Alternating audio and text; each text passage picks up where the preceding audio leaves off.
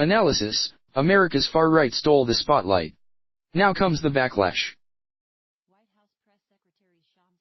By their nature, fringe movements usually don't find the scalding hot center of the national spotlight. Last weekend's Unite the Right rally in Virginia was an extreme and informative exception. Around the nation, TV screens and social media feeds overflowed with Confederate flags, fascist symbolism and bloody images of violence as far-right groups brawled with anti-racism protesters on the streets of Charlottesville. Their white power message was suddenly hard to ignore.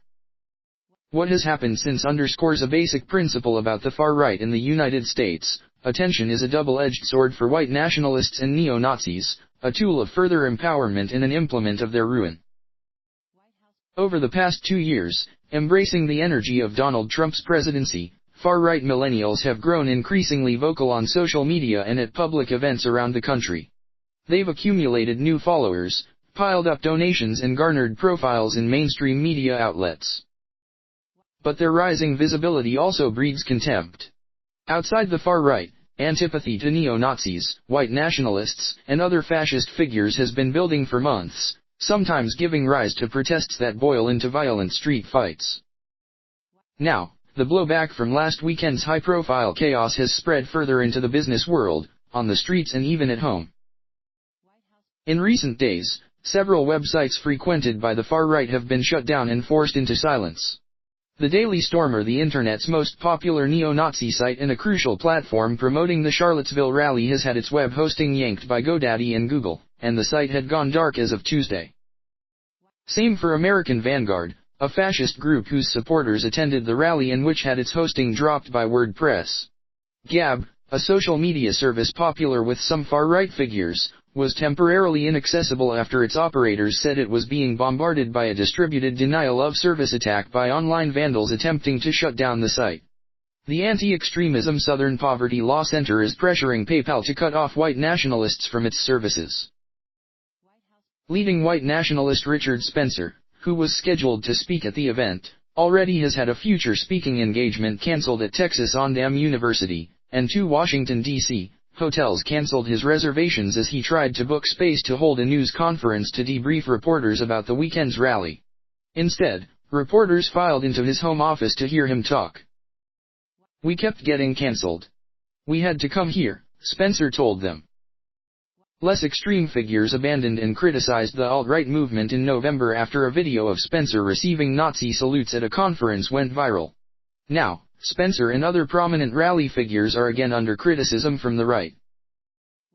Richard Spencer has a kill count now and blood on his hands, former Breitbart writer Katie McHugh wrote at Got News, a right-wing news site, alluding to the 3 people who died during Saturday's clashes: 1 woman killed by a driver ramming a car into a crowd of counter-protesters and 2 state troopers monitoring the action who died when their helicopter crashed.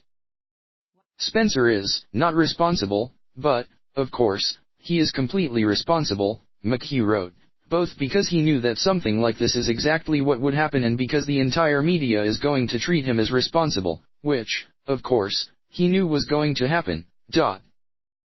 Another right-wing blogger, Rush Valizadeh, wrote that Spencer needs to do some serious soul-searching on whether he's the man who can continue as a leader for his followers.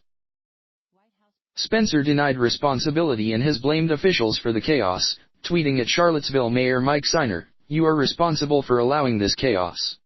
Blood is on your hands." Last weekend's rally also inspired the left to hold street rallies of their own around the nation in opposition. Opponents of Confederate memorials, public officials and protesters alike have redoubled their efforts to have the symbols taken down, sometimes in dramatic fashion. In Durham, NC, on Monday night, a crowd of protesters used a yellow tether to yank a memorial to Confederate soldiers from its tall pedestal, and it toppled headfirst into the ground. The crowd cheered as bystanders rushed in to kick the remains. The inscription on the pedestal read, "In memory of the boys who wore the gray." Anti-racist internet users also have worked to identify and harass white nationalist figures who were photographed at the weekend's events. Peter Kwietinovic, a white nationalist, is upset that this photo of him has gone viral, tweeted journalist Kurt Eichenwald, referring to an interview with a television station in which Kwietinovic acknowledged being a white nationalist but said he wasn't a racist. "So be nice, don't retweet this tweet 1,000s of times. Eschenwald's tweet of a picture of Kvietinovic has been retweeted almost 400,000 times. One rally attendee, Cole White, quit his job at a popular Berkeley hot dog eatery after the business was inundated with complaints, according to a statement by the eatery. Another attendee, Nigel Crofta, lost his job at a commercial and industrial supplier in South Carolina. Ditto James O'Brien, who worked at a Tampa, FLA, roofing company. Under pressure, attendee James Alsop stepped down as president of the college Republicans at Washington State University. The tolerant peaceful liberals continue to send me and my family death threats. Please leave my family alone, this is very wrong, tweeted a suddenly somber Tim Gionnet, a popular Los Angeles-based far-right comedian who goes by the name Baked Alaska, who was scheduled to speak at the Unite the Right rally. Gionnet thinks he may have suffered permanent eye damage after being sprayed with a chemical by counter-protesters. Another personality who goes by the name Millennial Matt claimed he'd also been the subject of thousands of death threats, along with his family. All of their properties have been doxed, all of their phone numbers have been doxed, meaning their private information was posted online, he said in a video. He exhaled. Everything's pretty messed up right now, he said.